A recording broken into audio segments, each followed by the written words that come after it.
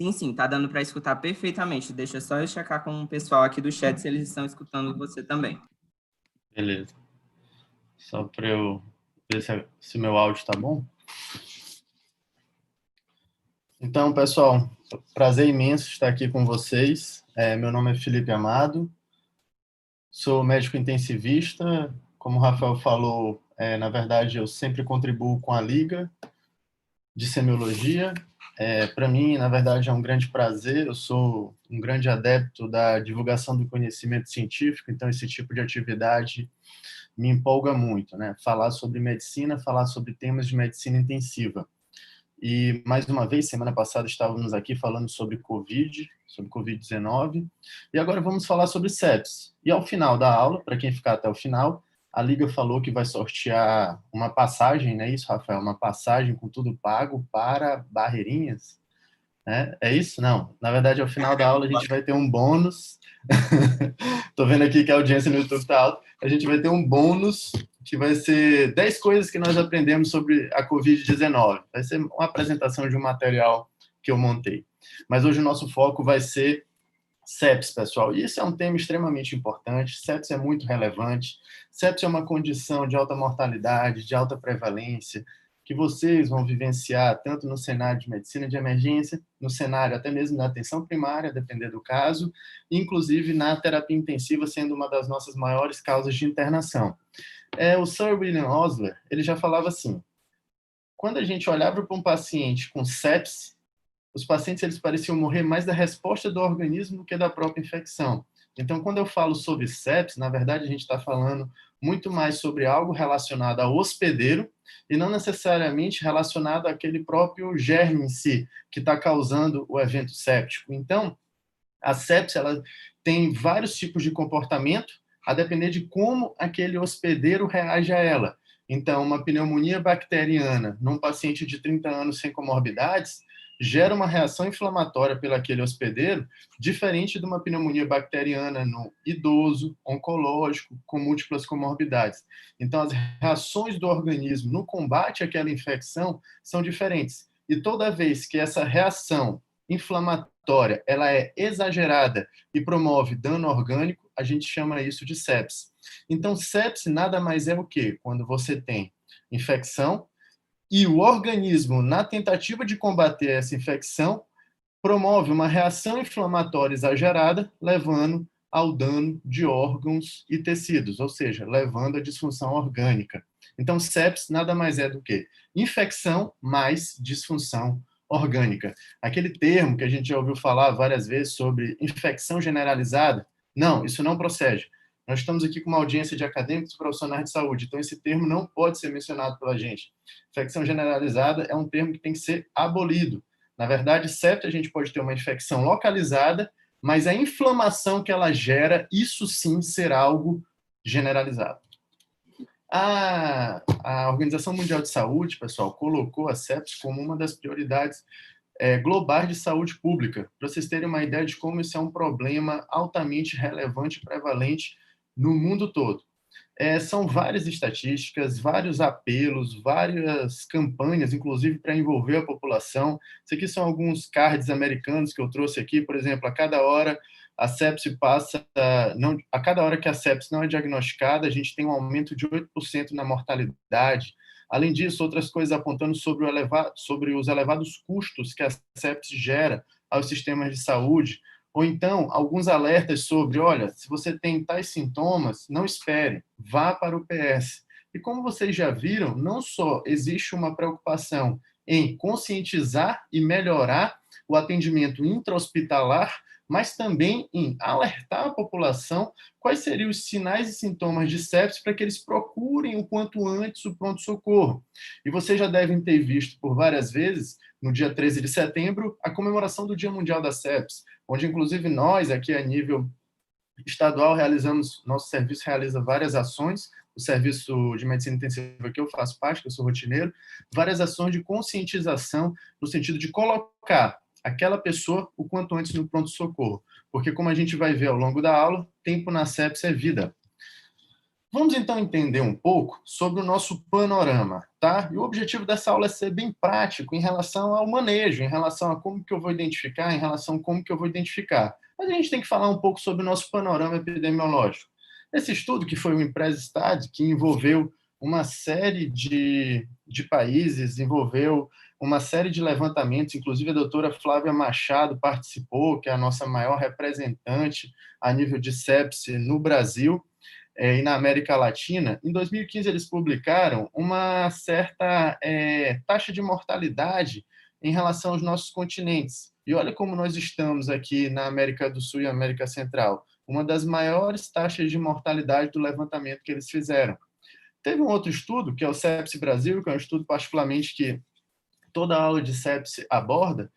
O estudo Sepsi Brasil, que foi o estudo epidemiológico de sepsi nas nossas UTIs, ele trouxe para a gente o quê? Ele trouxe para a gente a alta mortalidade dos pacientes com choque séptico. Se vocês perceberem aqui, choque séptico tem uma incidência de 50% com uma mortalidade de 65%. E ele trouxe um outro cenário. Ele trouxe um cenário que o principal foco desses casos de sepse nas UTIs brasileiras era o foco pulmonar, seguido do foco abdominal. E é isso que a gente vê no dia a dia. A gente vê uma doença com uma incidência elevada e quando evolui para choque séptico, pode se preparar, que a mortalidade vai ser alta. O estudo mais recente, que foi publicado em 2017, salvo engano, inclusive no Lancet, foi um dos estudos mais famosos da epidemiologia de sepsis no Brasil, que foi publicado no Lancet, que foi o Spread Study, também feito pelo grupo do ILAS, representado pela professora Flávia Machado. Ele foi um estudo nacional de prevalência. E o que ele avaliou? Ele viu que 30% dos leitos de UTI no levantamento que eles fizeram eram ocupados por pacientes com sepsis.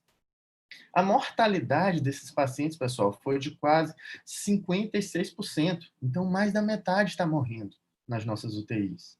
E a mortalidade nacional foi estimada em 200 mil mortes por ano. Pessoal, o sepsis está matando mais do que acidente de trânsito, por exemplo. Está matando, em algumas casuísticas, mais do que câncer. A gente precisa ficar atento. E a gente precisa entender que sepsis é um problema de saúde pública e que cada vez mais merece nossa atenção em termos de melhorar nossos protocolos de atendimento. Os custos diretos de pacientes com sepsis, eles podem atingir 6 vezes mais do que pacientes de terapia intensiva sem sepsis. Isso é um dado muito importante, é um dado americano. O paciente séptico ele consome 25 mil dólares por hospitalização e gera um custo anual de 17 bilhões. Ou seja, nós estamos falando de uma condição com elevada prevalência, elevada taxa de morbidade, porque esse paciente que interna e eu não consigo dar logo a alta dele, ele pode sair com disfunções crônicas e isso aumentar o tempo dele de consumo do teu sistema de saúde. Além disso, nós estamos falando de uma doença que mata muito, e de uma doença com elevados custos. Só que como que a gente pode reconhecer a sepsis e o que a gente tem feito em termos de atualizações diagnósticas, melhorias de protocolos para a gente falar, chegar hoje no nosso serviço, chegar hoje no nosso pronto-socorro ou até mesmo atender um paciente a nível ambulatorial e falar: olha, meu amigo, cuidado que essa tua infecção, ela não é uma simples infecção, você pode estar com sepsis. Em 92, foi criado um grande conceito que envolvia o quê? O fato de você ter infecção, você ter a síndrome da resposta inflamatória sistêmica e você ter ali uma confluência desses dois. Ou seja, infecção com síndrome da resposta inflamatória sistêmica levaria a sepse. E isso foi abordado como o quê? Olha, eu tenho aqui um consenso onde eu vou definir quem é sepse grave e quem é choque séptico, partindo de uma caracterização da SIRS, que, como eu falei para vocês, é a Síndrome da Resposta Inflamatória Sistêmica. Então, até março de 2016, a gente estava usando esse conceito aqui, que foi o conceito cunhado de sepsis 2. O conceito cunhado, a guideline cunhada de sepsis 2 trazia o que para a gente? Olha, primeiro, tente verificar se o seu paciente tem SIRS, Síndrome da Resposta Inflamatória Sistêmica. O que é isso? O paciente tem que ter 2 ou mais. Temperatura acima de 38 ou hipotermia, abaixo de 36. Taquicardia, taquipneia ou uma hipocapnia, representando hiperventilação, ou seja, taquipneia, leucocitose ou leucopenia, ou 10% de formas imaturas. E era muito simples. O que ele falava? Olha, se você tem um paciente com CIS e uma infecção, esse cara tem sepse. Beleza. Se você tem uma sepse associada a uma disfunção de órgão, o que é isso? Um paciente com Glasgow alterado, um paciente com oligúria, um paciente com hipotensão. Então, se você encaixa sepse e disfunção orgânica, nós estamos falando da sepse grave. Agora, se eu estou lidando com um paciente que eu já encaixei como sepse grave, e esse cara tem uma das disfunções orgânicas dele sendo a hipotensão, eu fiz volume para ele, que vai ser minha primeira estratégia de tratamento nesses casos, e ele não melhorou, e eu precisei entrar com droga vasoativa, esse cara eu caracterizaria ele como choque séptico. Então, o choque séptico, na definição do sepsis 2, que é a definição que eu estou trazendo aqui para vocês, ele, na verdade, era o quê? Era uma sepse grave, que fez hipotensão, não melhorou com volume, e eu precisei entrar com droga vasoativa. Só que o conceito de CIRS, pessoal, ele é um conceito que caminhou durante todo esse tempo dentro da sepse, que era meio conflitante. E em 2016, mais ou menos ali em fevereiro para março de 2016, o conceito de CIRS para a definição de sepse foi aposentado. Vejam só, a gente olhou cada uma das características da CIRS aqui. Olhem só nesse slide aqui. Nós temos hipertermia, nós temos taquicardia, taquipneia e leucocitose. Vamos fazer um exercício prático. Se você gripar e chegar no PS, uma infecção viral simples, e chegar no PS, você pode estar taquicárdico e hipertérmico, que é uma infecção viral aguda, você vai estar com febre. Você vai estar taquicárdico. Então, 2 ou mais, você tem CIS. Você não tem infecção, meu Deus, será que isso é sepse? Claro que não. Então, o conceito de sepse, junto com a CIS, tinha uma sensibilidade muito alta. E com esses critérios de CIRS, se eu classifico alguém como síndrome da resposta inflamatória sistêmica, eu não estou falando que esse cara tem disfunção orgânica. Então, eu estava ferindo um conceito básico da definição de sepse que caminha ao longo dos anos, que é o quê? Sepse é uma infecção que leva a uma inflamação inadequada por uma reação do próprio hospedeiro, promovendo lesão de tecidos e órgãos, promovendo disfunção orgânica. Então, a CIRS, ela não contempla disfunção orgânica. Então, por isso, ela foi aposentada. Então, o sepsis 2, que era o conceito anterior, que trabalhava com sepse grave, choque séptico, com a CIRS como a grande porta de entrada, a gente passou a lidar, a partir de 2016, com o sepsis 3. E o sepsis 3, ele chegou e falou assim para a gente, pessoal, vamos parar com isso. Não existe história de síndrome da resposta inflamatória sistêmica, porque isso é um conceito com uma sensibilidade muito grande que não representa disfunção orgânica. E a gente já sabe que o conceito mais puro de sepse é o quê? Infecção mais disfunção orgânica. Então, toda sepse é grave. Então, vamos parar com essa história de chamar sepse grave. E agora eu passo a falar só em sepse e choque séptico. Mas eu vou precisar de um score, porque antes eu também tinha uma classificação. Eu tinha a CIRS como uma grande ajuda ali para me tentar adequar o meu score diagnóstico, o meu algoritmo diagnóstico. Agora eu chamo o SOFA. O SOFA, que é o score, que lá atrás, nos anos 90, ele foi criado pelo professor Jean-Louis Vincent e pelo professor Rui Moreno, que de maneira brilhante eles desenvolveram um score para documentar a disfunção orgânica sequencial da sepse. Então, o sepsis 3, ele tem como conceito que eles começaram a extinguir a sepse grave, porque eles partem do conceito que toda sepse é grave, e agora eu falo em sepse, choque séptico, eu esqueço o CIRS e passo a utilizar o SOFA e suas derivações para fazer o meu algoritmo diagnóstico. Esse é o sepsis 3, que por esse QR Code vocês podem baixar o guideline. E vocês podem perceber que ele é um conceito muito novo, é de 2016, então mostrando que a ciência por trás da sepse também é uma ciência que está em constante dinamismo. Então, se vocês agora me perguntarem e falarem, Felipe, mas tem gente que defende o sepsis 2 até hoje, tem gente que defende o sepsis 3 até hoje, e eu super concordo, porque isso é uma mudança muito recente, nós estamos falando de algo de 2016.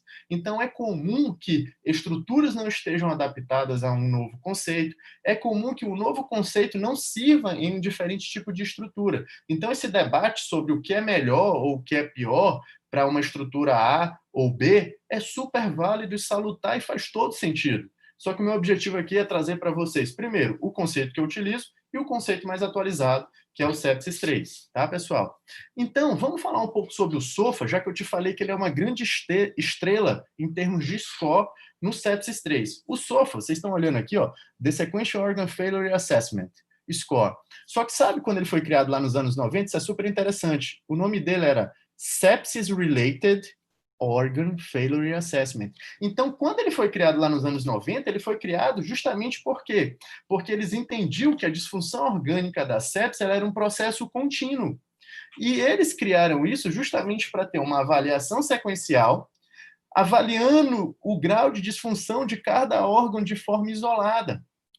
E, ao mesmo tempo que eu coleto esse score todo dia, eu consigo te falar se esse paciente, de forma objetiva, está evoluindo de forma favorável ou desfavorável. Então, eles falaram, gente, esse score que nós criamos, e que foi... Esse score, hoje em dia, a gente usa na medicina intensiva de forma geral, no paciente grave de forma geral. Mas esse score foi criado para sepsis, então vamos voltar a utilizá-lo ele na nossa definição, porque ele é um dos melhores scores para entender a disfunção orgânica, um processo contínuo, e para me permitir uma avaliação sequencial objetiva.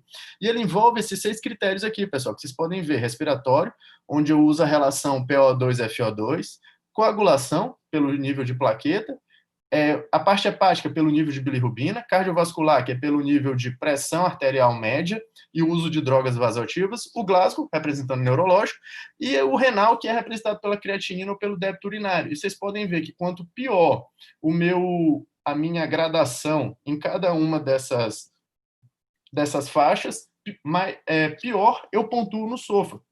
Então, se de um dia para o outro o meu SOFA em pontos aumenta, eu posso te falar assim, olha, e isso a gente usa no nosso serviço diariamente. No primeiro dia, esse paciente entrou com SOFA de 10. Hoje ele está com SOFA de 15.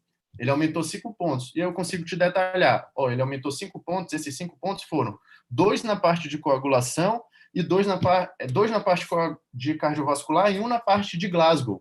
Opa, então vamos ver o que aconteceu na parte de coagulação. Será que esse paciente está desenvolvendo CIVD? O que aconteceu na parte hepática dele? Por que ele piorou o neurológico? Será que foi associado a pior hepática dentro de uma disfunção orgânica? Então ele te dá todo esse raciocínio, por isso que é um score que eu gosto demais e que faz todo sentido ser utilizado aqui na sepsis. Só que utilizar o SOFA, como vocês viram, eu preciso de laboratório. A gente precisava de algo mais rápido, e para isso foi criado o QuickSOFA. O QuickSOFA, ele envolve pressão arterial sistólica menor do que 100, ele envolve alteração do estado mental, ou seja, qualquer Glasgow abaixo de 15 já pontua no QuickSOFA, e taquipneia, que é a frequência respiratória acima de 22. Então, se você tem um QuickSOFA maior ou igual a 2, ele sugere, vejam só, QuickSOFA maior ou igual a 2, esse é um conceito muito importante, porque por vezes a gente aprende de forma errada. QuickSOFA maior ou igual a 2 não quer dizer que esse paciente tenha sepse, maior chance de ter sepse. Não. QuickSOFA maior ou igual a 2, a leitura que eu faço é assim: esse paciente tem um maior risco de desfecho ruim. Esse paciente está associado, por ter QuickSOFA maior ou igual a 2, está associado a um pior desfecho de mortalidade ou de morbidade. Se eu aplico o QuickSOFA em uma população de pacientes com infecção, quem tem QuickSOFA maior ou igual a 2, qual é a leitura que eu faço? Que esse cara tem uma maior chance de desfecho negativo. Se ele está infectado e tem uma maior chance de ter um desfecho negativo, logo isso pode ser sepse. Então, o QuickSOFA ele não é triagem sine qua non para sepse. Não quer dizer que se meu QuickSOFA é maior ou igual a 2, logo esse meu paciente tem sepse. Não, eu estou dizendo que ele tem um pior desfecho. Porque se eu aplicar num paciente cardiopata, ele também pode me dizer que aquele cara que chegou com PAS, ou seja, com a pressão arterial sistólica abaixo de 100 e com Glasgow de 13, e ele pontua 2, esse cara que está infartado aí, ele tem um pior desfecho. Agora, quando eu aplico o QuickSOFA num paciente infectado, se ele tem uma chance de ter pior desfecho, logo ele pode ter sepse. Esse é o raciocínio do QuickSOFA, tá? Ele não é uma ferramenta exclusiva da sepse, mas quando eu aplico no paciente infectado, faz todo sentido. Então, agora, quando eu falo sobre critério clínico para chamar alguém de sepse, eu não tenho dúvida que agora eu tenho que encaixar ele numa disfunção orgânica. Então, agora, eu tenho, claro, que ter minha avaliação clínica, eu tenho que ter a suspeita de infecção naquele meu paciente, mas eu também tenho que tentar documentar alguma alteração no SOFA.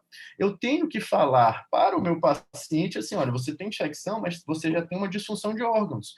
E eu consigo te falar que você tem uma disfunção de órgãos, por quê? Porque você está com a troca baixa, porque você está com o Glasgow baixo, porque aumentaram as bilirrubinas, porque a creatinina aumentou, as plaquetas caíram, ou você está hipotenso. E se eu tenho uma pontuação maior ou igual a 2 no SOFA, com o paciente infectado, eu sacramento. Esse paciente tem sepse. E isso aqui é o algoritmo que eu tirei lá daquele artigo que eu trouxe para cá, ipsiliteris, que é o algoritmo que a gente traduz para usar no nosso protocolo. Então, se eu tenho um paciente com suspeita de infecção, o que eu faço? Eu vou aplicar o Quicksofa nele. Então, chegou para mim, vamos lá, paciente de 59 anos, chega com febre, tosse produtiva há 3 dias e chega para mim com rebaixamento da consciência. Eu vou aplicar o Quicksofa nele, porque ele é um paciente com suspeita de infecção. Se o Quicksofa dele for maior ou igual a 2, beleza, eu vou para cima dele, eu tenho que avaliar se ele tem disfunção orgânica. Como que eu faço para avaliar se ele tem evidência de disfunção orgânica de forma objetiva? Calculando o SOFA. Então, para isso, eu peço os exames laboratoriais dele e faço também a avaliação clínica dele.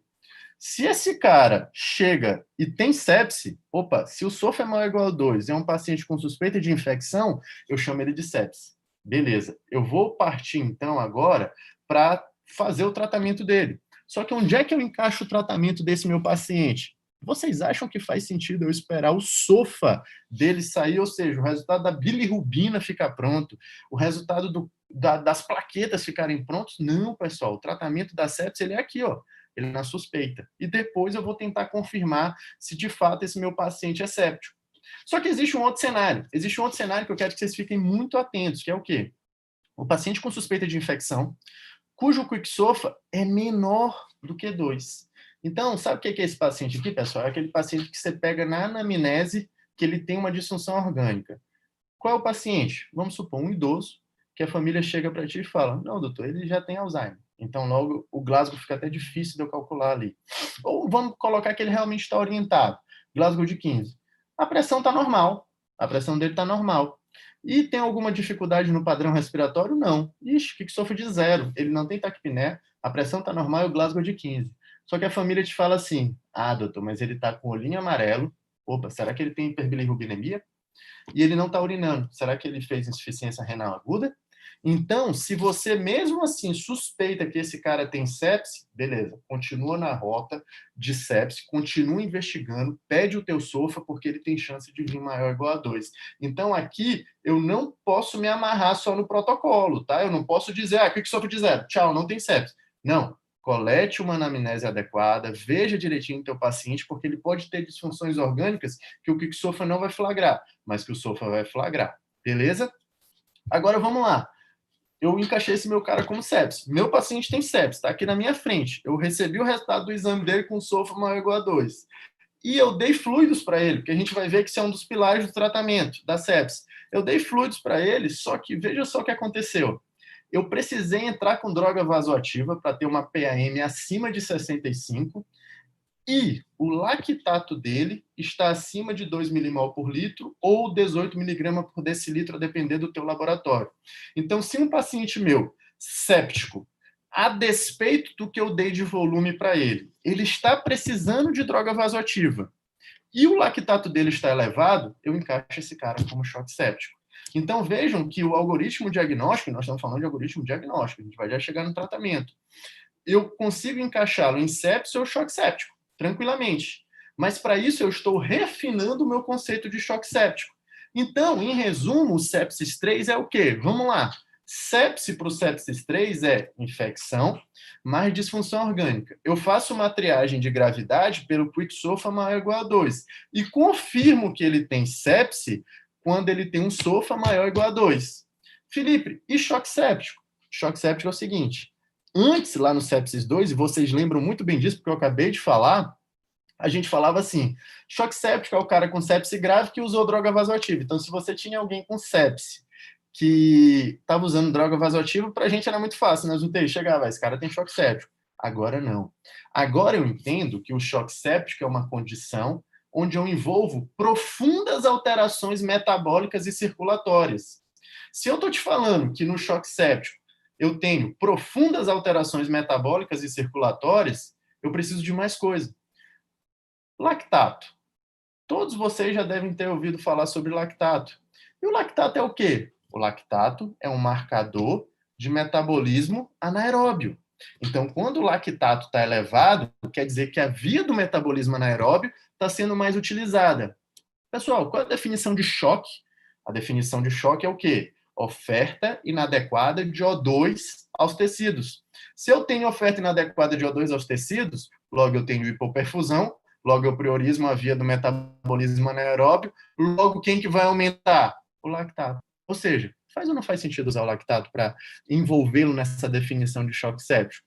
Faz todo sentido. Então, agora para mim, quem tem choque séptico tem que estar usando droga vasoativa, a despeito do volume que eu já fiz, e o lactato dele, pós-reposição volêmica, tem que estar acima de 2 milimol ou acima de 18 miligramas por decilitro, a depender da tua referência laboratorial. Então, sepsis 3, pessoal, sepsis e choque séptico. Definimos muito bem esses dois conceitos. Como que eu trato? Olha, lá atrás, em 2001, o professor Emmanuel Rivers tratou pessoalmente uma série de casos, publicou no New England, o que ele chamou de Early Go.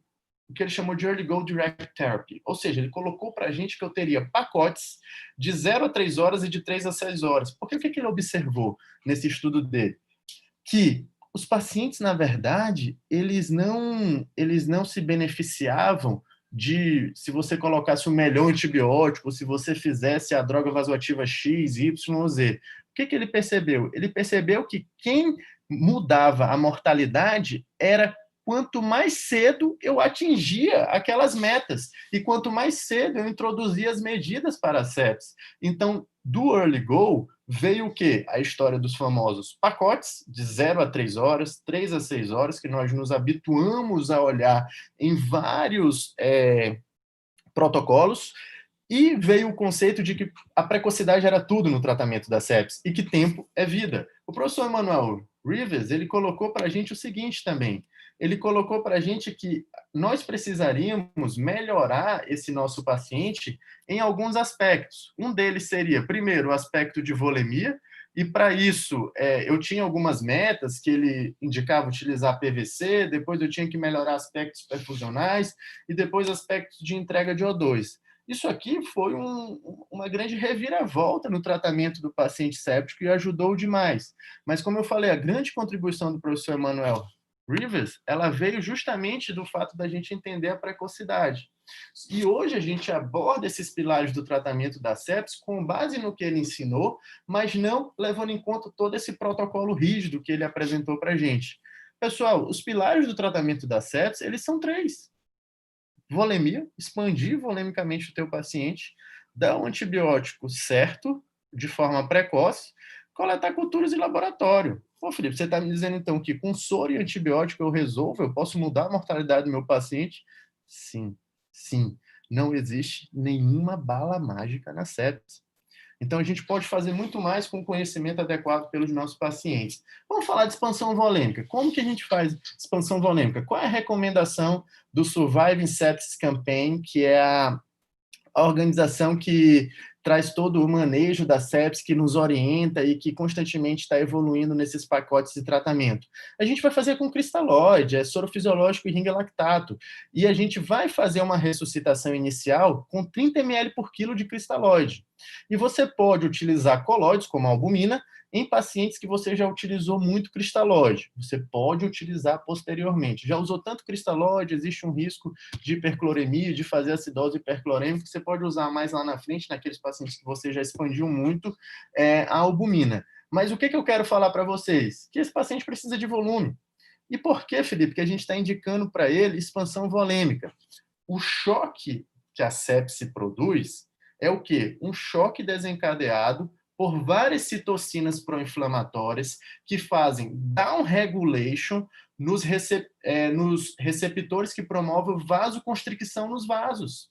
Então, esses receptores de vasoconstricção, que é o V1 que é, na verdade, o receptor V1, eles estão todos em down regulation. Então, você perde aquela vasoconstricção intrínseca do vaso, e o que acontece com o teu paciente séptico por essa cascada de citoquinas inflamatórias? Ele vasodilata.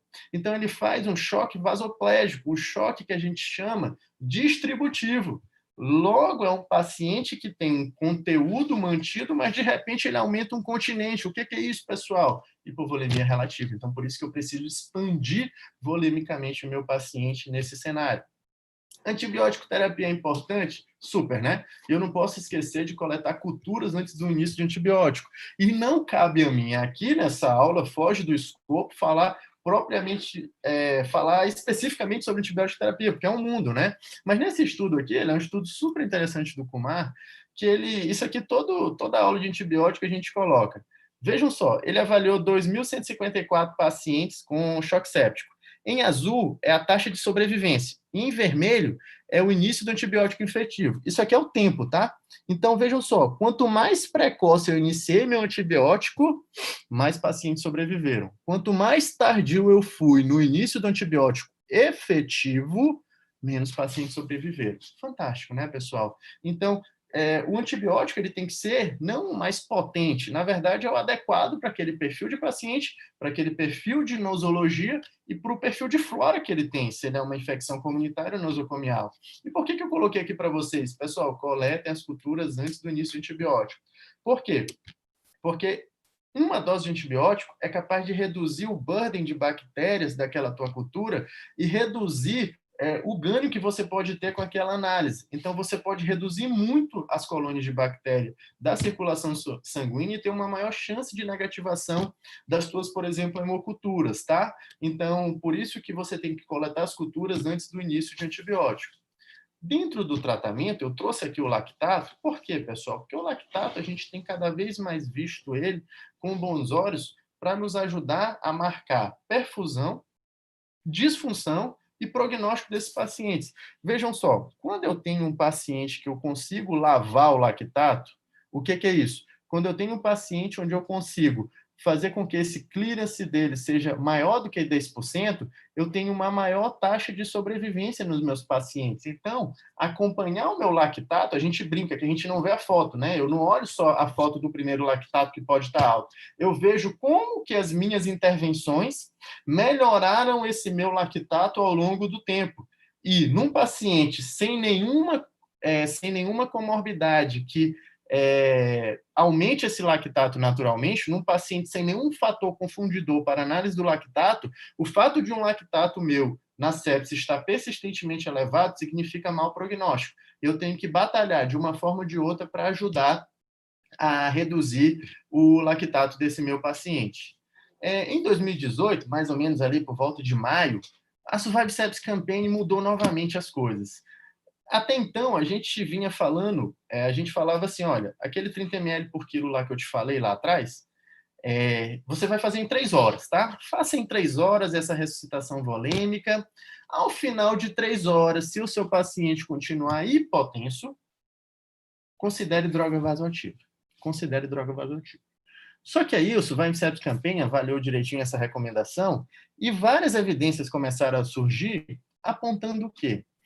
Que o fato de você não introduzir o vasopressor de forma precoce estava associado a uma maior mortalidade. Por quê? Porque a gente ficava enchendo esse paciente de volume por 3 horas, às vezes até ultrapassava 3 ml por quilo, e esse paciente continuava hipotenso. Então, se esse cara está hipotenso durante 3 horas, o que ele está perpetuando? Ele está perpetuando hipoperfusão tecidual. Ele está perpetuando alteração metabólica. Ele está perpetuando o quê? Ele está perpetuando lesão orgânica. Então, a Survive Sepsis Campaign entendeu que colocar o vasopressor como uma estratégia precoce, ou seja, a noradrenalina ela não vai entrar agora, que é o nosso vasopressor de escolha, apenas ao fim de 3 horas. Você vai entrar de forma precoce e eu vou te dar esses critérios para isso. Quanto que você vai entrar com a noradrenalina de forma precoce? E isso, o Survive Sepsis Campaign, na atualização de 2018, mais ou menos ali como eu falei para vocês, em maio e junho, eles chamaram de pacote de 1 hora. Então, agora, a gente ficou muito mais precoce. Por quê? Porque entende-se que o que vai mudar a vida dele é o que você faz na primeira hora. dali em diante é o teu segmento. Então, se você consegue cumprir essas metas em 1 hora, e cumprir esses objetivos em 1 hora, você já fez muita diferença na vida do teu paciente séptico. Diferente daqueles pacotes de 0 a 3, de 3 a 6. Então, isso é uma meta muito difícil de você conseguir atingir em todos os pacientes, mas que você tem que perseguir. Então, o pacote de 1 hora, ele veio justamente por isso. Isso aqui é o nosso protocolo do meu serviço, que já é muito consolidado, e a gente usava isso aqui, de 0 a 3 horas, de 3 a 6 horas. Então, vejam que os vasopressores, eles entravam aqui. Aqui, inicialmente, de 0 a 3 horas, nosso objetivo era diagnosticar, saber o lactato, ver as culturas, antibiótico, ressuscitação volêmica inicial, nos pacientes principalmente hipotenso e com lactato elevado, e de 3 a 6 horas, ou seja, esse cara aqui que continua hipotenso, vamos entrar com vasopressor, deixa eu ver como é que esse lactato evoluiu. Isso aqui acabou. Agora a gente está falando em pacote de 1 hora, que é esse pacote aqui que eu apresentei aqui ao lado para vocês. Eu até ampliei aqui, eu acredito que vai ficar bem fácil de todos verem, porque dá para chegar perto da tela. E aqui, basicamente, o que a gente traz é o algoritmo diagnóstico do JAMA, né? Aquele lá que eu mostrei para vocês. Então, quando eu coloco esse meu paciente aqui na suspeita, eu já começo o tratamento dele. E eu começo ali os 30 ml por quilo desse meu paciente de volume, só que aqui eu trago uma recomendação adicional para vocês. Veja só, eu vou iniciar volume para ele de ao menos 30 ml por quilo de cristalóide em até 3 horas. Ok, isso eu vou manter no pacote de 1 hora. No paciente hipotenso, no paciente com hiperlactatemia. Agora, se a PAM dele, veja só, estiver abaixo de 65 por mais de 30 minutos após a infusão de no mínimo 5 ml por quilo de volume, isso dá meio soro. Você já infundiu meio soro em 30 minutos e esse cara continua hipotenso, não deixe ele hipotenso. Coloque noradrenalina de imediato para ele. Aí você vai perguntar, Felipe, mas ensinaram que noradrenalina, para mim, é uma droga vasoativa. Como que eu vou colocar isso no acesso periférico? Você vai colocar, tendo cuidados com a utilização. Para isso, a gente segue alguns cuidados, como a punção de uma via exclusiva com Gelco 20, uma punção de uma veia calibrosa, de preferência em sítio anticubital, e, em caso de extravasamento, ter os cuidados de aspirar o máximo de solução possível pelo gelco, remover o gelco e aplicar compressa fria com reavaliação seriada da pele. E a gente usa uma solução de noradrenalina de 8 ml em 242 de soro glicosado. E eu vou te dar, a partir disso, 2 horas para você funcionar um acesso central, para depois converter essa noradrenalina de veia periférica para acesso central, que é o recomendável, que é o standard of care. Então, isso a gente já ouviu opiniões de várias pessoas, além de opiniões de especialistas, mas também várias evidências que trouxeram assim para a gente. É um tabu você imaginar que vai botar noradrenalina periférica em todo mundo vai perder um membro, vai fazer lesão em todo mundo. Não é. Se você toma esses cuidados, você tem pouquíssimos eventos adversos e a literatura está mostrando isso. E essa recomendação do pacote de 1 hora deixa muito claro para a gente, pessoal, que a gente tem que tratar o paciente.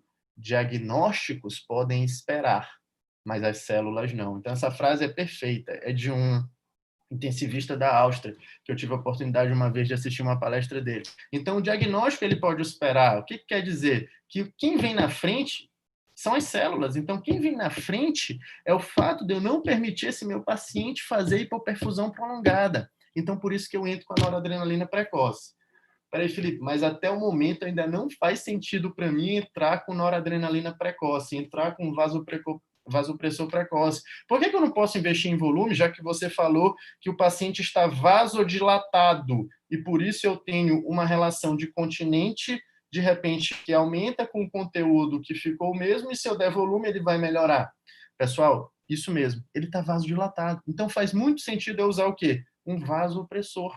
Então, se eu coloco o vasopressor, eu consigo combater essa vasoplegia e aumentar a resistência vascular periférica dele. Com isso, eu consigo combater o efeito hemodinâmico, é à medida que o teu volume está entrando, e eu consigo restaurar aos poucos minha perfusão. Daí fazer tanto sentido assim, utilizar o vasopressor de forma precoce.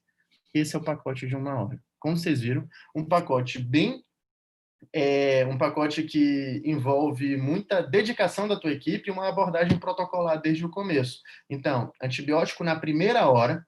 Antes do antibiótico, eu vou coletar culturas, eu vou fazer 30 ml por quilo de cristalóide para esse meu paciente. Se nos 30 primeiros minutos esse paciente já recebeu o meu frasco de soro e continua hipotenso, eu associo noradrenalina, mesmo que por via periférica. É seguro, desde que você toma aqueles cuidados que eu falei para vocês, e em 2 horas você funciona o seu acesso central e transfere essa noradrenalina para lá. Um outro cenário que você já coloca noradrenalina de cara é se o paciente já chegar com a PM abaixo de 45, tá? Então, se ele já chega com uma PM muito baixa, você coloca a nora periférica e já coloca volume, justamente para restaurar a hipoperfusão desse paciente, tá? Esse é o nosso protocolo de 1 hora. Felipe, depois daquela primeira hora, o que a gente faz? Aí é a avaliação clínica seriada. Você vai pegar os exames, você vai ver se ele precisa de mais volume, e aí entra todo aquele raciocínio. Será que ele já está otimizado volemicamente? Vamos olhar diurese, vamos olhar mucosa, vamos auscultar o pulmão. Se você tiver ultrassom point of care, nossa, você vai ter uma miríade de informações para tomar essas decisões posteriores. Mas eu entendo que hoje, no pacote de 1 hora, eu tomo as decisões cruciais para mudar a mortalidade desse meu paciente lá na frente. Então, uso precoce de noradrenalina, como eu falei para vocês, se a PM já estiver de cara abaixo de 40 ou a PM menor que 65 por mais de 30 minutos após a infusão de, no mínimo, meio soro, associe de imediato a noradrenalina. Vamos fazer o seguinte, vamos aplicar todo esse raciocínio num caso clínico real, que nós tratamos no nosso serviço. JVL de 56 anos do sexo masculino, tá? De comorbidades, é um paciente portador de nefrolitise com uma gastroplastia há 6 anos. Ele teve uma internação anterior lá no nosso hospital, do dia 19 ao dia 2 do ano anterior, por uma pielonefrite aguda obstrutiva direita. Na ocasião, ele fez sepse. Então, nós estamos falando de um paciente que já tinha uma internação prévia por sepse. Por isso, ele colocou um duplo J. No dia 1, que é o dia que nós passamos a acompanhá-lo, no hospital, ele deu entrada no PS com febre, calafrio, hipotensão e dor lobar 24 horas. E ele veio do consultório do urologista.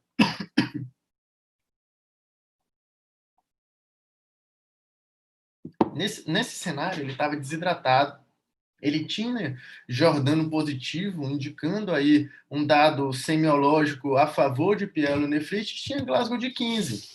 Na entrada, esses eram os sinais vitais dele. Taquicárdico, ali no limite, né, da taquipneia, febril, 38,2, saturando 97 e hipotenso. Esse aqui já é um cara que eu me preocupo, porque se ele tem uma história de febre, calafrio, hipotensão e dor lobar 24 horas, ele tem uma história de infecção. Concordam comigo? Se esse cara tem febre, ainda tem uma evidência clara de disfunção orgânica, que é o quê? Que é a hipotensão, logo, esse paciente tem uma alta chance de ter sepsis. No Quick SOFA, ele pontuaria quanto? Ele pontuaria 2 pontos no Quick SOFA. Ele pontuaria pela hipotensão e pela taquipneia, que é de 22. Como eu falei para vocês, nós estamos bem aí no limite, né? No limite da taquipneia para entender esse paciente como um paciente que vai pontuar no Quick SOFA. Então, com o Quick SOFA de 2 pontos, para mim fica muito mais claro que eu estou lidando com um paciente que tem uma provável sepse. Beleza.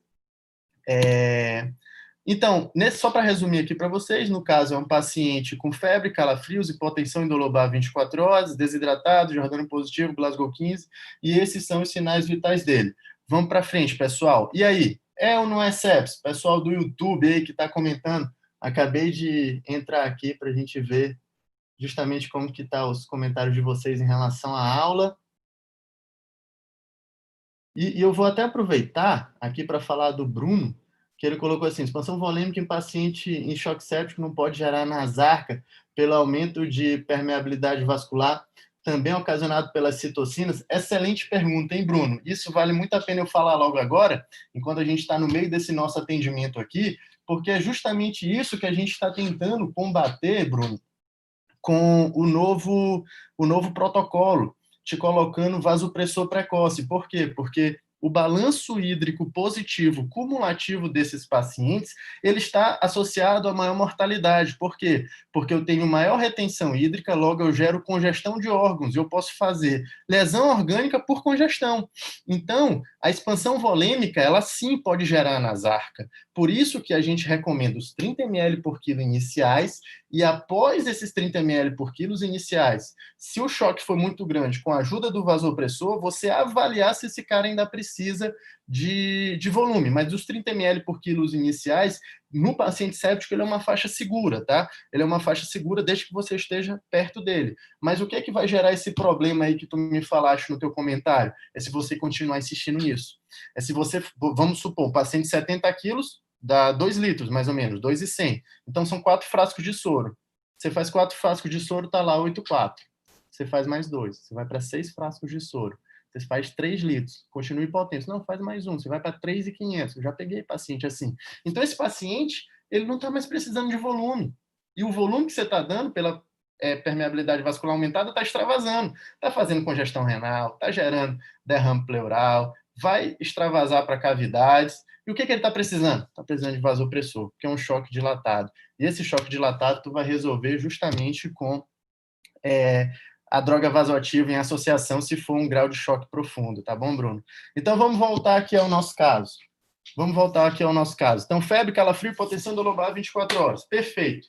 Hipotensão, febre, é sepsis. Eu não tenho dúvida e vocês também não têm, tenho certeza disso. Eu abri o protocolo de sepsis para esse paciente, nós fizemos 30 ml por quilo para ele em até 3 horas, coletamos o laboratório, extremamente importante o laboratório nesse caso. Por quê? Porque eu quero saber quem. Eu quero saber quem é o SOFA, né, pessoal? Eu quero saber quem é o SOFA desse cara, porque eu quero, com certeza, sacramentar que ele tem sepse. Para esse cara, nós coletamos culturas, óbvio, cultura de urina foi extremamente importante. Iniciamos piperacilina tazobactam na primeira hora, então ele recebeu o quanto antes do atendimento dele, e solicitamos uma tomografia de abdômen. Aqui vem um pouco de raciocínio clínico, né? Esse paciente acabou de sair do hospital, então eu não ia iniciar um antibiótico totalmente comunitário. E eu preciso de uma TC de abdômen para entender como que está esse foco infeccioso dele. Porque aqui eu deixei para falar isso no caso clínico, que é o quê? No manejo da sepsis, eu falei para vocês de 3 pilares de tratamento. Eu falei para vocês do pilar expansão volêmica, eu falei do pilar antibiótico e falei do pilar que seria culturas e laboratório. Só que, pessoal, tem um outro pilar, sabe o que é? Que é o controle do foco. Então, o controle do foco é essencial, senão você está fazendo o quê? Enxugando gelo. Está enxugando gelo. Por quê? Vamos supor que o paciente tem lá uma coleção intraabdominal. Tá bom, entra com antibiótico e tudo. Se você não drenar, quando é que aquilo vai melhorar? O paciente tem uma pneumonia comunitária complicando com empiema. Você vai lá, funciona pela toracocentese, aplica os critérios de Light, é exudato, logo empiema. E você não drena.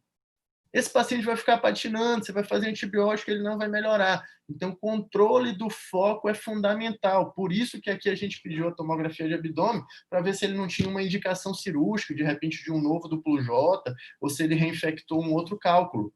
Vamos para frente, porque a gente continuou vendo esse paciente, porque ainda na expansão volêmica inicial, com 1 litro de cristalóide, a gente usou nesse caso ringelactato, que é preferencial o uso de soro fisiológico. Esse cara ainda estava, olha lá, com APA de 7/4, frequência de 102, saturação boa em ar ambiente, então foi pedido uma nova etapa, de 1 litro para ele. Por quê? Porque eu lembro que eu calculei lá 30 ml por quilo para esse paciente. Vamos ver o que aconteceu. Enquanto estava correndo lá 1 litro, chegaram novos exames para vocês. Vamos ver os exames. Leucocitose, 27.300, desvio até bastões. Não tem dúvida, né? Infecção bacteriana. PCR elevado, 7,8. Bilirrubinos normais. Não pontua onde? No hepático, lá no SOFA, hein? Eu já estou ligado aqui no SOFA com vocês. Plaquetas, 309 mil. Também não pontua no SOFA. Olha a troca gasosa dele. Para quem não sabe, eu calculo a troca gasosa como? Eu pego a PaO2 da gasometria e divido pela FO2. Se o paciente está em ar ambiente, a FO2 dele é 0,21. Então, eu divido 89 por 0,21, deu 420. Então, uma troca acima de 300, também, acima de 400 também não pontua no SOFA. Lactato inicial dele, 12. Creatinina dele, 1,4. Opa, tocada. Acima de 1,2 pontua no SOFA. Uma ureia de 57 e um exame chamado procalcitonina, que é um marcador super interessante para predizer o risco de um paciente teu fazer sepse. Então, acima de 0,5, você aumenta muito a chance desse teu cara ter progressão para sepse. Então, a procalcitonina é fantástica. E outra, infecção viral, ela está muito consumida. Então, é muito interessante porque a Procal, quando você pede, ela te ajuda até a te falar se ela é uma infecção bacteriana ou não, tá? Então, a procalcitonina é um exame muito interessante para a gente avaliar se esse cara tem um pior prognóstico para sepse ou não. Então, quanto é que deu SOFA? 2 pontos, né? Por quê? Porque eu pontuei no cardiovascular, PAM abaixo de 65, e eu pontuei aqui no renal, 1,2, né? Então, você está até falando, pô, Felipe, esperaria mais, né, desse caso, mais pontos, né? Não vamos fazer isso com o nosso paciente, né, pessoal? As coisas já estão ruins, né? Não vamos piorar mais ainda esse SOFA dele. Mas esse aqui é um caso real, então eu estou trazendo exatamente o que aconteceu. SOFA maior ou igual a 2, com TC de abdômen, com pielonefrite à direita, com duplo J bem posicionado e um cálculo coraliforme pélvico renal direita. Hein? Cálculo renal coraliforme, grande repositório de bactérias. Enquanto não resolver esse cálculo coraliforme da pelve renal dele, ele vai ficar reinfectando. Então, isso aqui é um controle do foco que precisa ser feito. Olha o ES dele, 40 leuco por campo, nitrito e leucosterase positivo, bactérias aumentadas. Eu não tenho dúvida, nem vocês, que é uma sepse e ela é de foco urinário, tá, pessoal? Sepse de foco urinário. Depois de 2 litros de cristalóide, olha o que estava acontecendo de novo. PA de 6/3. Nossa senhora, esse negócio não melhora. Então, o que a gente fez? Não, vamos fazer noradrenalina em via periférica para esse paciente. Eu vou diluir a noradrenalina, eu vou puncionar o acesso periférico dele, garantir que esse acesso periférico esteja com um gel de calibre 20, que eu tome todos os cuidados, porque eu preciso entrar com noradrenalina para ele, porque eu já fiz 30 ml por quilo, ele não melhora essa pressão. Então, depois que eu fiz a noradrenalina, olha o que aconteceu. Ele foi de 100, de 6/3 para 10/6, né? 100/62. E eu queria bem aqui só fazer um resgate com vocês do nosso caso. Desde que eu estou mostrando para vocês nossas hipotensões, olha o que eu estou mostrando aqui. Ó. Eu estou sempre deixando sublinhado o componente diastólico. Vocês sabiam que a pressão fala muito para a gente do ponto de vista hemodinâmico? A pressão, os componentes sistólicos e diastólicos, eles falam muito para a gente do que está acontecendo com o meu paciente. Porque eu sei que o componente sistólico ele tem íntima relação com o volume sistólico e débito cardíaco. Então, quando o meu paciente, por exemplo, ele sofre um choque hemorrágico, vai lá, um ferimento por arma branca que começou a sangrar, ele faz hipovolemia, o que o organismo dele faz, pessoal? O organismo dele, ele perde volume sistólico, porque ele começa a ter redução do retorno venoso, porque ele está perdendo volemia, e o organismo dele lança a mão do quê? De vasoconstricção periférica. Então, ele cai o componente sistólico, e como ele está fazendo vasoconstricção periférica para priorizar o fluxo sanguíneo para os órgãos nobres, ele aumenta o componente diastólico, que está intrinsecamente ligado à resistência vascular periférica. Então, é uma pressão no choque hipovolêmico que eu chamo de convergente. O componente sistólico vai caindo, mostrando que o meu volume sistólico está caindo, e o componente diastólico, que representa a resistência vascular periférica, vai aumentando. Então, a PA convergente indica para mim hipovolemia. E a PA divergente, ou seja, um componente sistólico que não cai tanto, mas eu tenho um componente diastólico sempre baixo. É o caso do choque séptico. Então, é o paciente que vai fazer o quê?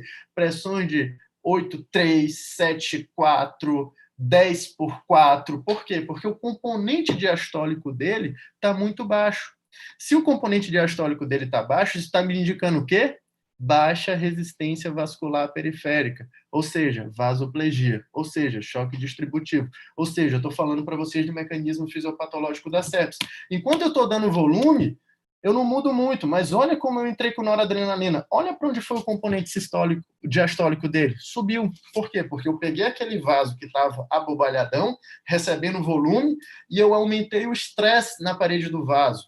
Eu fui lá e ajudei o vaso a voltar ao seu tamanho normal. E com isso eu consegui, de uma forma ou de outra, melhorar a perfusão. Eu consegui documentar aqui para vocês. Então, vocês estão vendo que esse nosso raciocínio ele não está exigindo nenhum mecanismo complexo hemodinâmico. A gente está olhando só para PA e está fazendo coisa básica. Até agora o que a gente fez foi antibiótico, uma tomografia de abdômen, cristalóide e noradrenalina. Esse paciente foi para a UTI.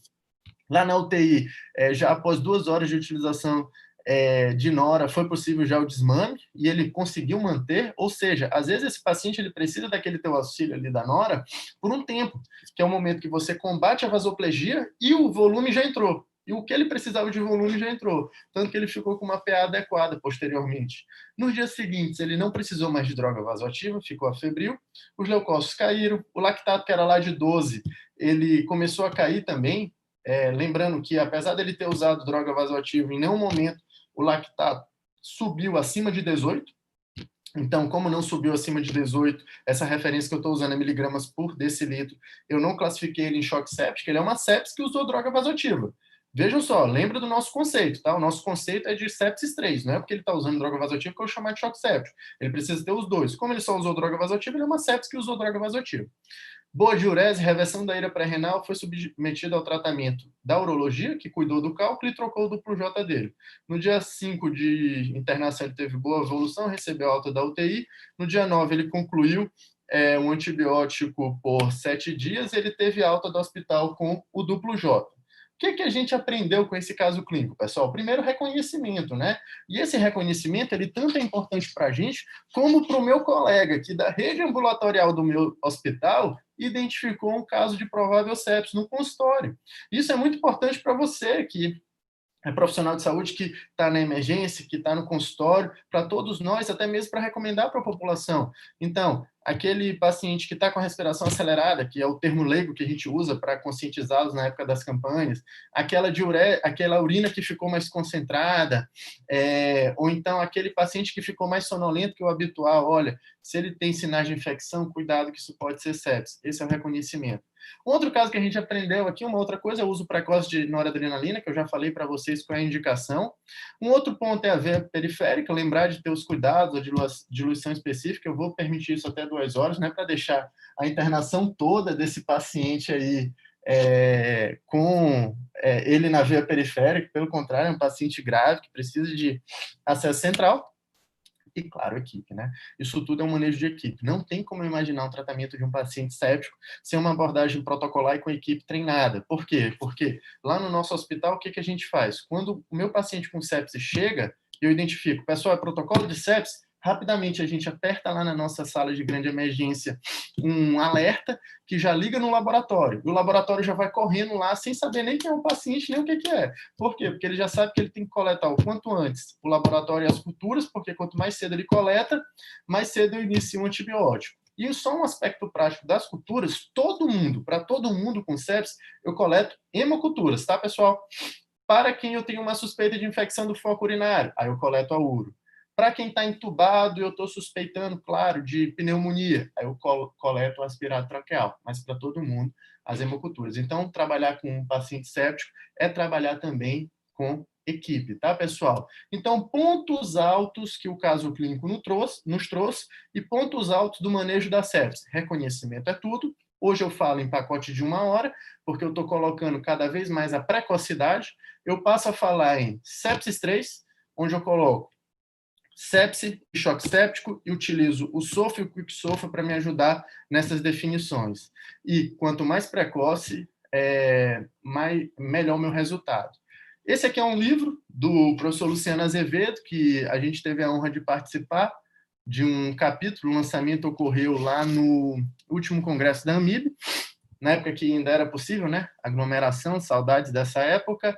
Esse livro já está disponível. Quem quiser aprofundar, é um livro da nossa sociedade que eu recomendo bastante. Tem muita coisa interessante sobre sepsis e, claro, tem um dos capítulos é nosso e está lá.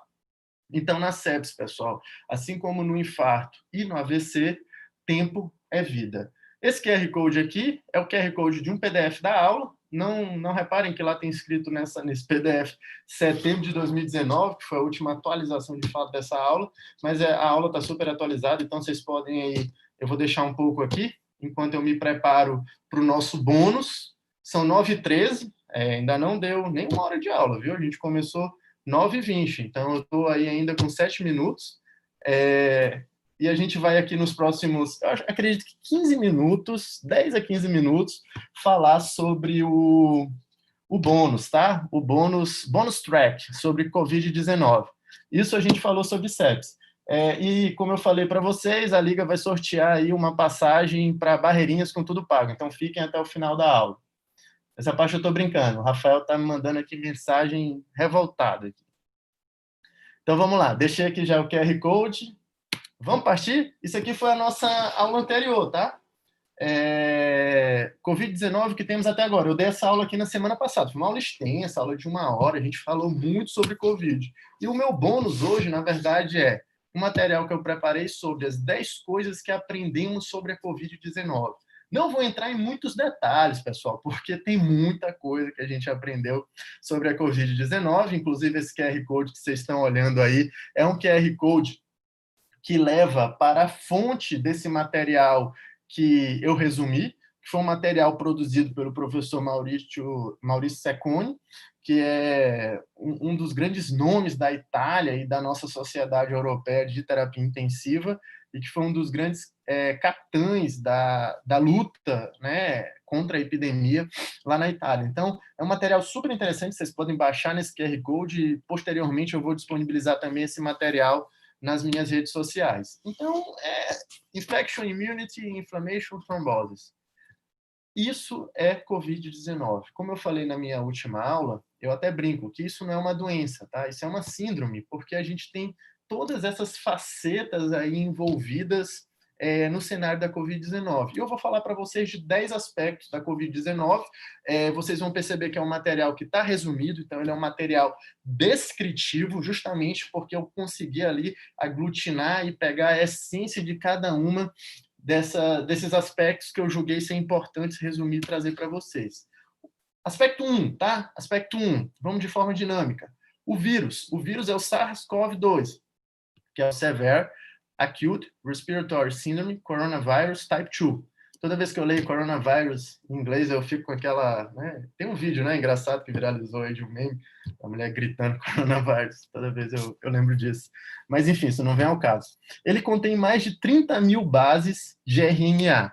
E ele tem uma alta afinidade por receptores da enzima conversora da angiotensina 2, que eu vou chamar aqui de ECA2 com vocês, tá? Na superfície das células hospedeiras. É isso aí. Alguém falou aí. Falou. Cardi B, né?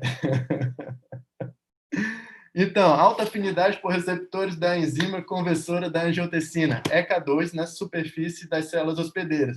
Sabe de uma coisa que eu estava, inclusive, estudando recentemente sobre o porquê de pacientes obesos, né? Por mais que sejam jovens, eles terem, às vezes, doença grave, tá?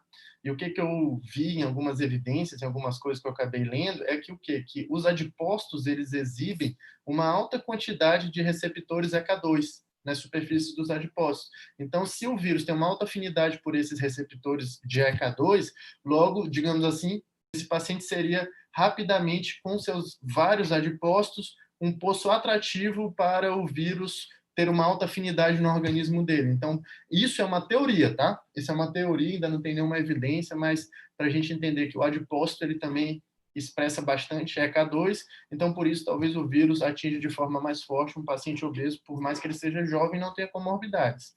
O RNA viral, ele entra nas células do trato respiratório superior e inferior, sendo traduzido em várias proteínas virais. Isso faz parte da ação de qualquer vírus.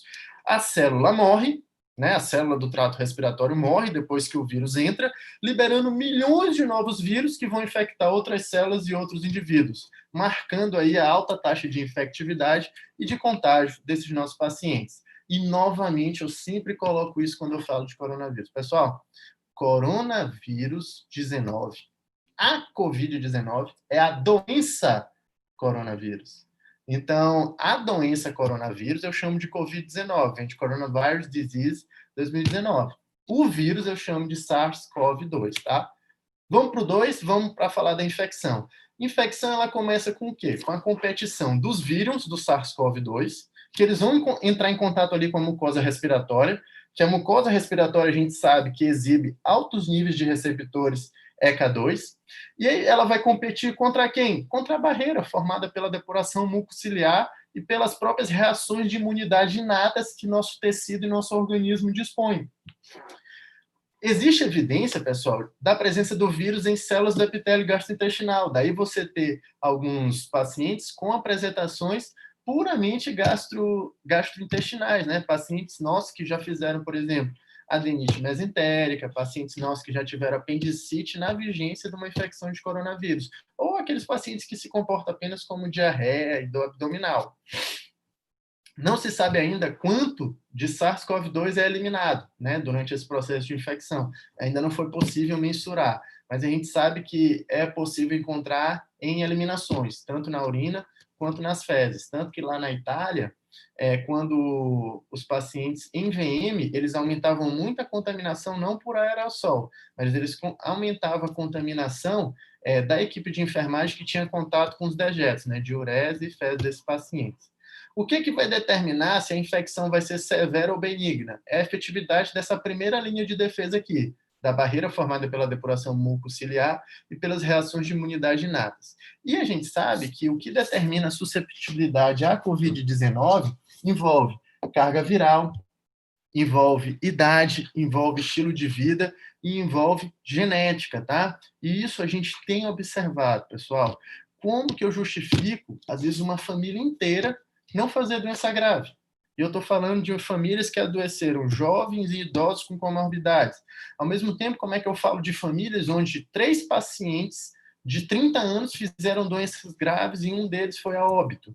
Então, existe algo genético aí por trás, pessoal. Então, hoje, cada vez mais eu vejo um pouco do coronavírus 19 também como uma sepse, né? Depende muito de como o hospedeiro reage à infecção.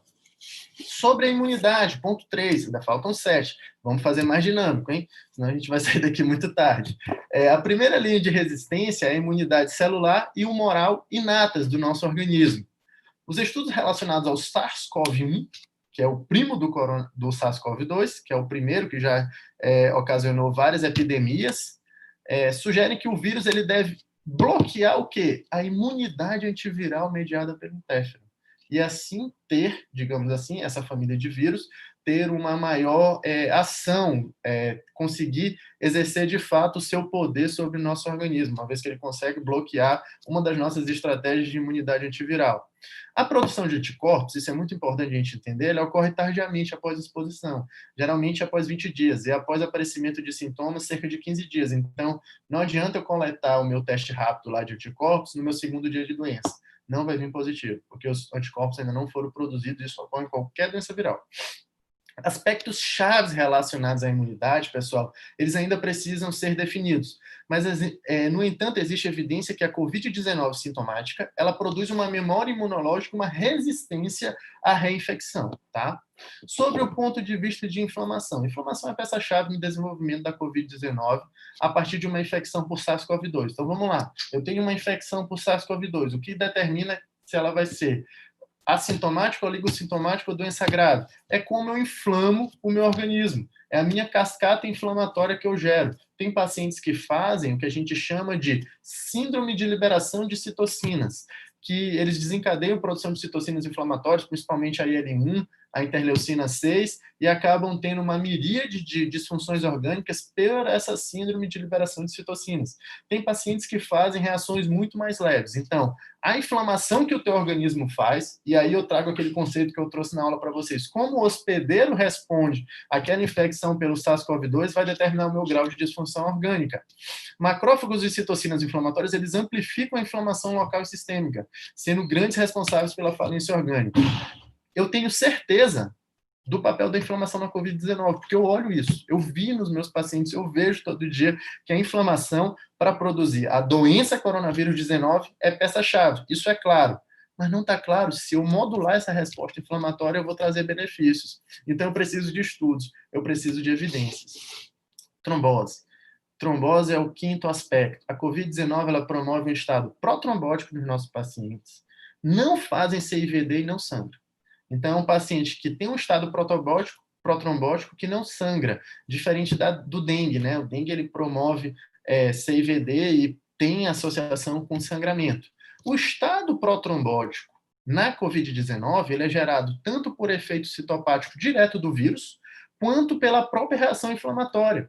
Tanto que a gente tem pacientes que fazem disfunção renal e quando você vai lá para necrópsia do paciente, você olha o rim dele, está cheio de microtrombose. Então, acredita-se que existe um efeito citopático direto do vírus, em alguns lugares, promovendo essa protrombose. Complicações trombóticas arteriais e venosas são comuns nesses pacientes hospitalizados com a Covid-19. E isso eu já flagrei, isso tem várias casuísticas italianas e chinesas que mostram para a gente, isso é o nosso dia a dia. A gente vê esses pacientes fazendo TVP, eu já tive paciente que fez AVCI, com uma complicação trombótica arterial, pacientes que já fizeram TEP, vários. Então, complicações trombóticas ocorrem e a gente não tem dúvida desse estado protrombótico. A utilização de heparina, ela pode ajudar na prevenção desses eventos, tá, pessoal? E estudos em andamento a respeito do uso estão em andamento a respeito do uso rotineiro da anticoagulação plena. Então a gente não tem dúvida que eu preciso fazer heparina profilática, até porque a heparina ela tem uma ação anti-inflamatória, então ela ajuda naquela outra faceta.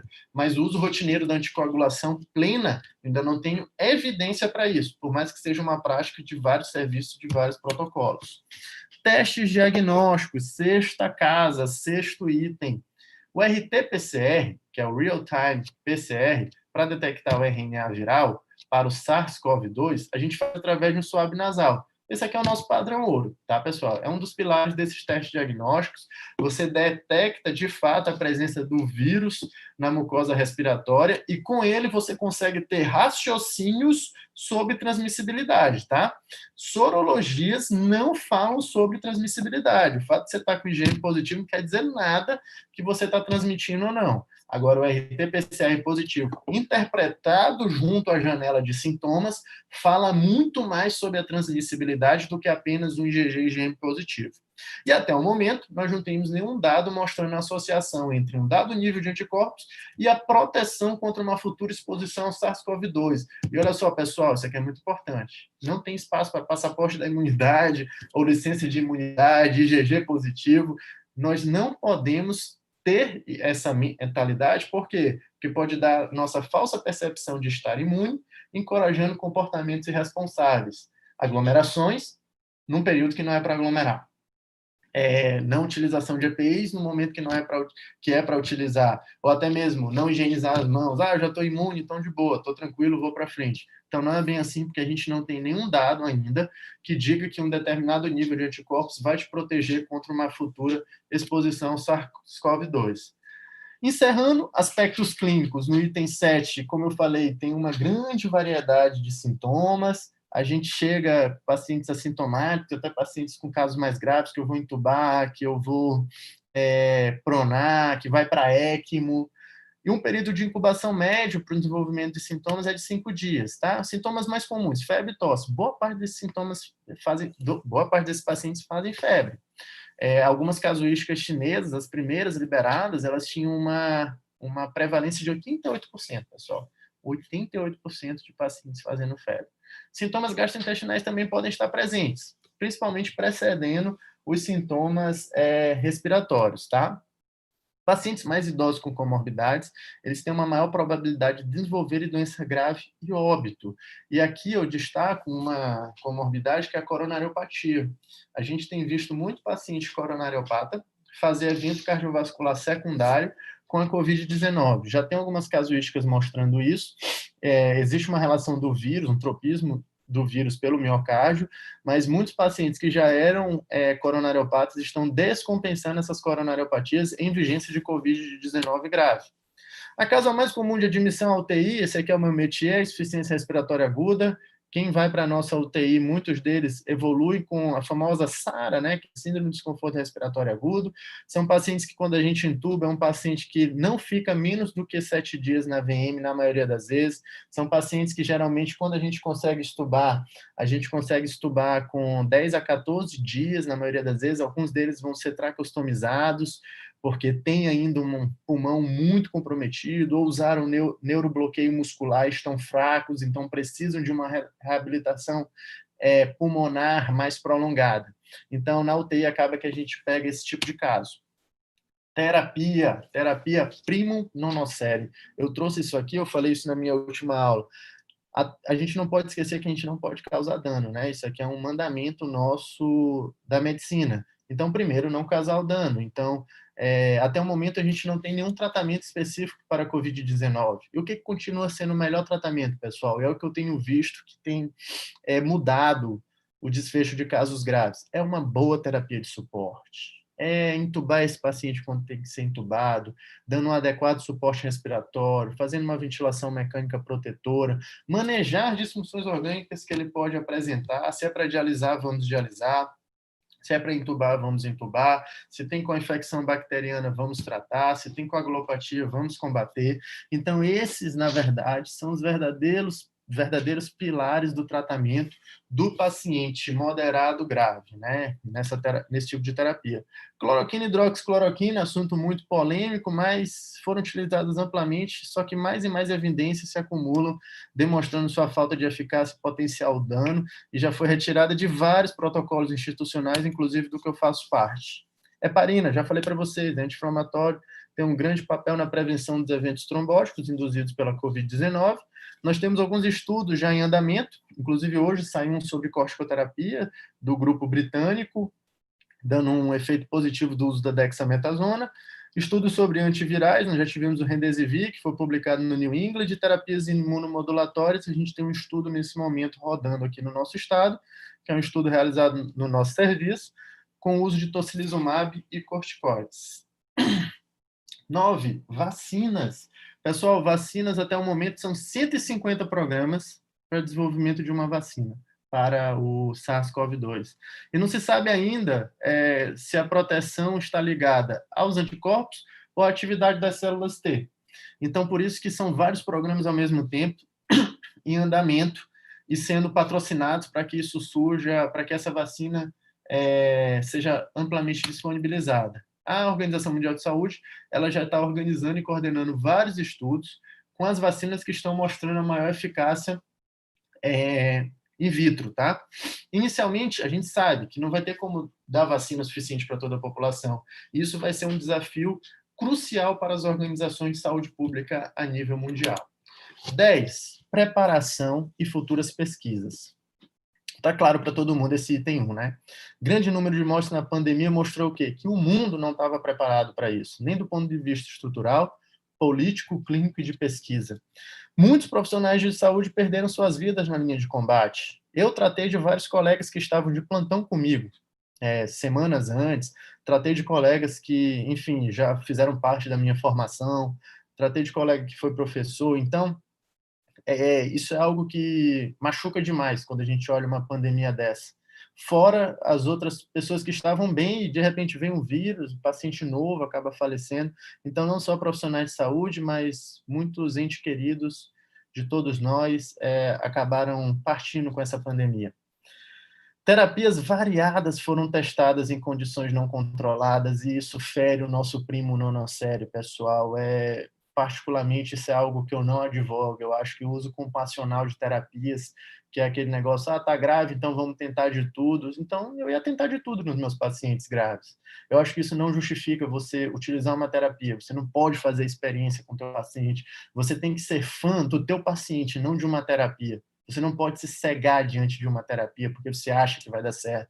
A gente demorou muito para desenvolver o conceito da medicina de precisão, da precision medicine, da medicina baseada em evidências. E a gente precisa desesperadamente retornar a esses conceitos. A gente não pode fazer experiência nos nossos pacientes. E nem mesmo procurar por uma bala mágica, tá? Para a Covid-19.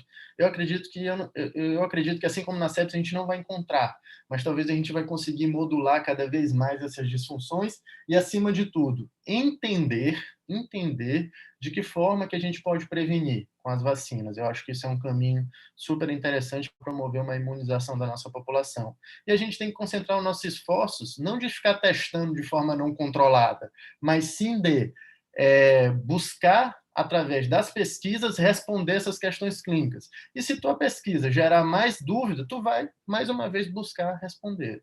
Mas tudo baseado na ciência e tudo baseado no respaldo clínico, que isso eu preciso passar para o meu paciente, né? Eu preciso dar esse respaldo a ele também, tá? Esses são os 10 pontos. Os 10 pontos que eu trouxe, as 10 coisas que nós aprendemos com a Covid-19. que foi adaptado daquele artigo que eu coloquei para vocês, tá bom? Muito obrigado pela atenção de todos. Nesse QR Code aqui ao lado, tem um link do meu Linktree. Lá no meu Linktree vocês podem ter acesso a vários artigos que eu já escrevi sobre a Covid-19. Vocês podem entrar em detalhes em alguns tópicos como coagulopatia, RCP na Covid-19, casuísticas que já foram levantadas sobre a Covid-19, entre outros aspectos. Está lá à disposição de vocês, tá bom? Fico à disposição para as dúvidas e muito obrigado.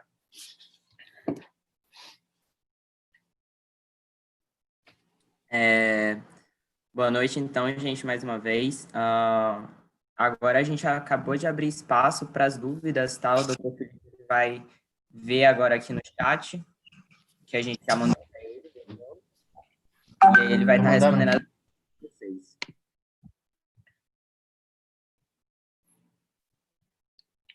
Rafa, tá aqui no meu chat, né? Tô vendo aqui. Tá bom. A Mona Lisa me mandou, você também mandou. Legal. Então, vamos lá. Tem uma pergunta aqui, ó. Nós estamos agora aqui com...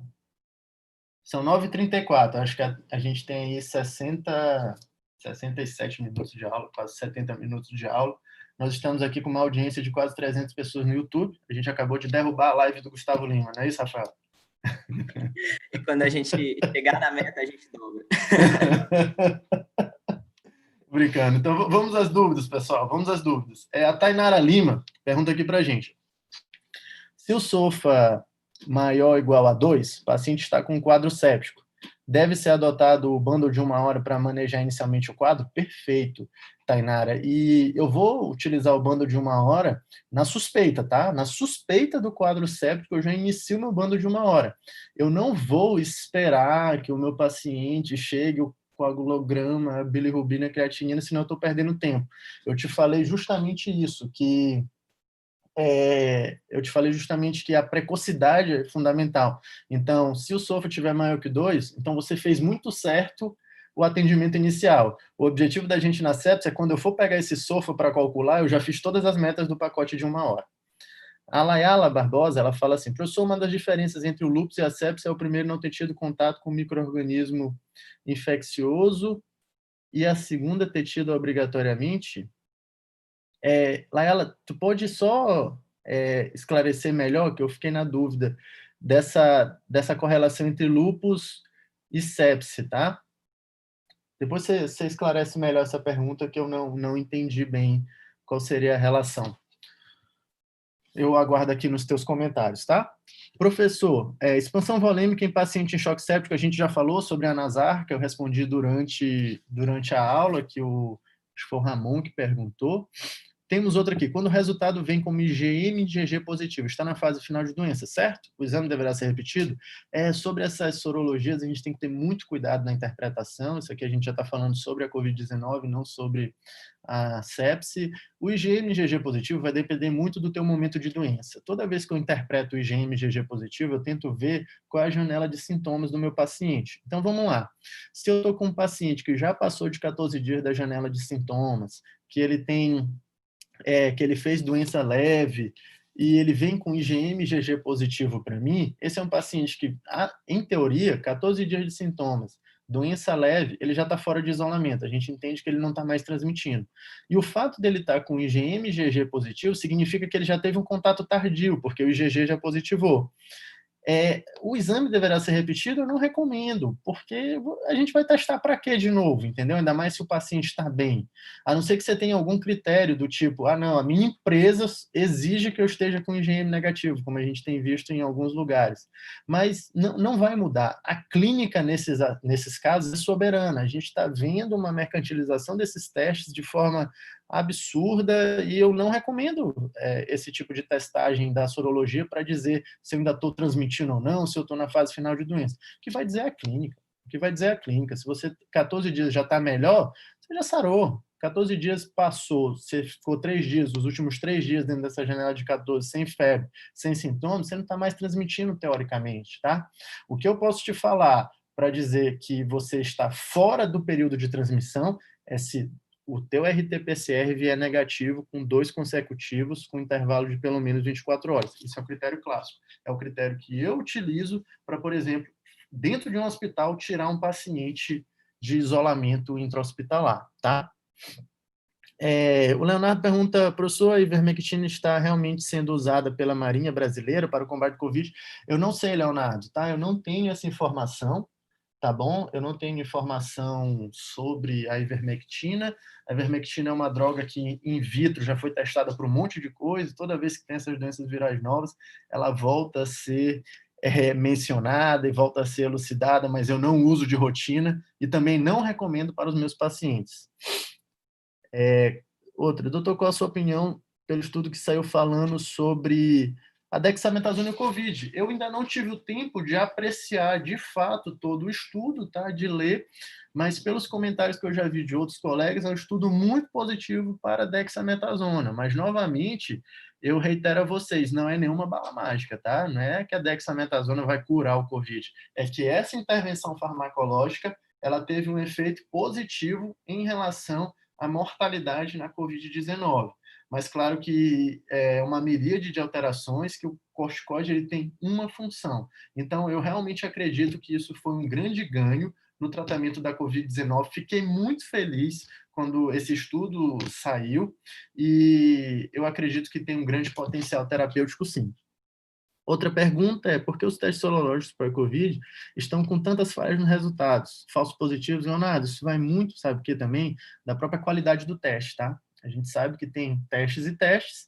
Por quê? Porque ele mercantilizou. Então, o teste hoje de Covid virou na minha opinião, a sorologia virou uma grande panaceia. Eu não tenho nenhum conflito de interesse para falar disso, porque eu não faço parte de laboratório, ninguém me patrocina, então eu acho que a testagem de várias pessoas, oferecer isso em farmácia, eu acho que mais gera confusão na população e eu não te garanto que esse teste é adequado. Então, na minha opinião, eu não recomendo que você, sem sintomas, fique se testando, a não ser que você tenha um objetivo fim ou tenha uma recomendação médica por trás disso. E, às vezes, eu tenho muito falso negativo, porque as pessoas testam no momento errado, e às vezes eu tenho falso positivo em pacientes com reação cruzada com outras doenças virais. Então eu já vi pacientes que tiveram infecções virais prévias, que não foram COVID, que depois abrem um quadro de COVID e logo no começo da doença está com IgG positivo. Então às vezes isso pode ser uma reação cruzada por uma outra doença viral anterior.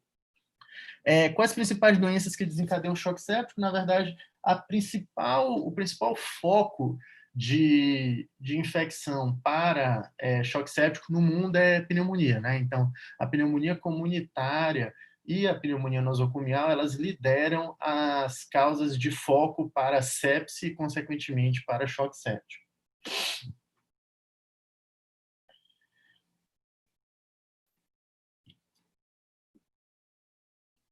Rafael, acho que foi aqui. Não sei se tem mais alguma aí que vocês viram.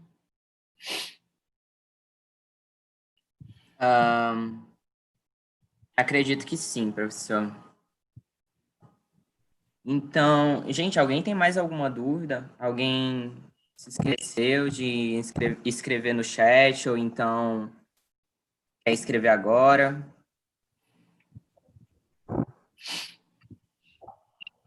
Perfeito. Acho que tá dando um tempinho aqui do delay. Tranquilo, Rafa.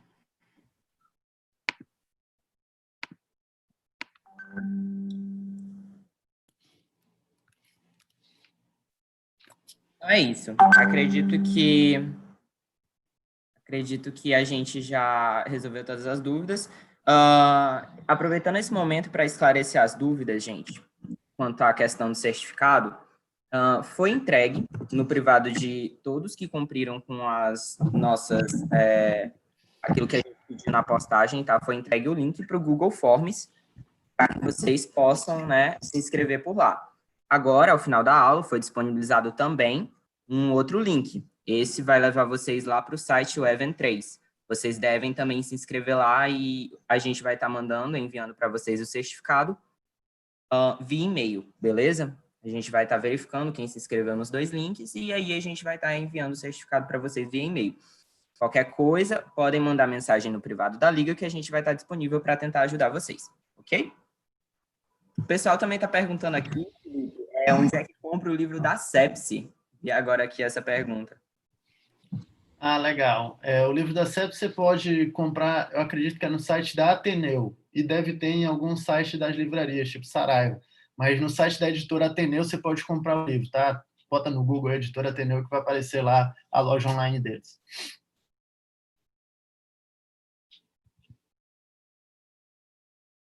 Perguntaram também agora aqui se você tem...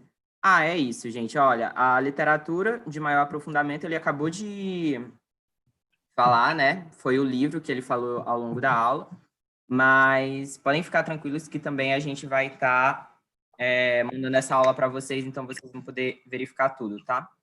Essa aula vai ser editada e depois disponibilizada para vocês no Drive da Liga, tá? O Drive vai ser substituído lá na nossa bio do Instagram. Mas é isso, galera. Muito obrigado pela disponibilidade de todos, tá? E, inclusive, mais uma vez aí, muito obrigado pela disponibilidade do Dr. Felipe, que é o cara de sempre, né? E está sempre junto com a Liga. Um abraço a todos. Obrigado, Rafael, pelo convite. Obrigado a toda a Liga pelo convite. Obrigado à paciência de todos que acompanharam nossa live, que nos prestigiaram. Estamos aqui à disposição para outras, tá bom, pessoal? Fiquem com Deus. Forte abraço.